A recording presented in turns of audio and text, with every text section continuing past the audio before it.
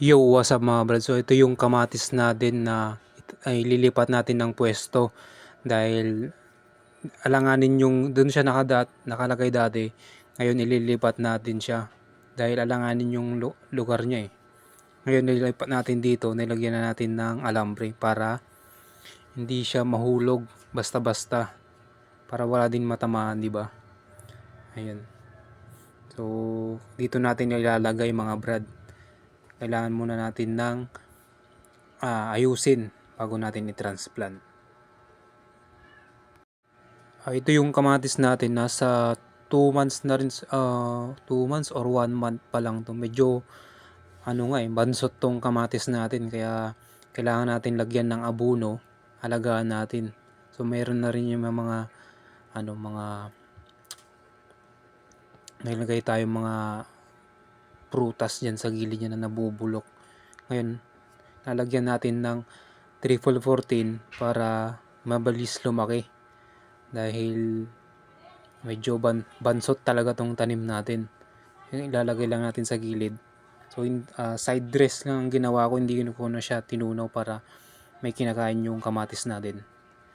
So ilalagay lang natin dyan sa gilid niya, yung mga saktuan lang.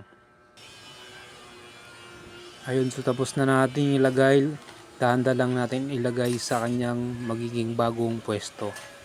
Dahan-dahan lang natin para maitali natin ng maayos at walang mahulugan, diba?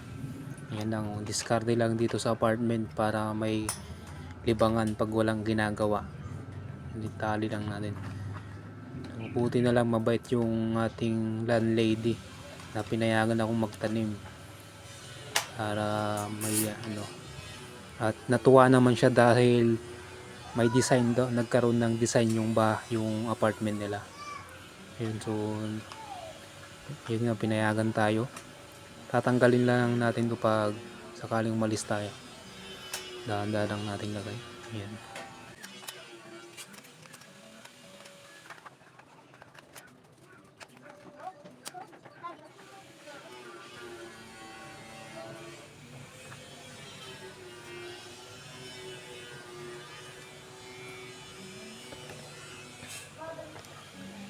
Ayun, so nalagay na natin yung kamatis natin.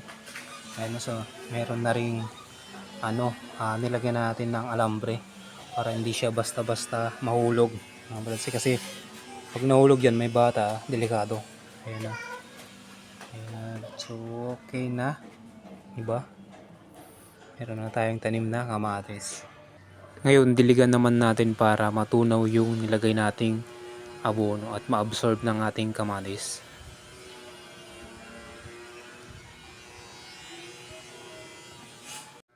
Ayun, so nakikita nyo yung kamatis natin, no? Diba? Nasa gilid lang siya. Nilagyan na natin ng alambre.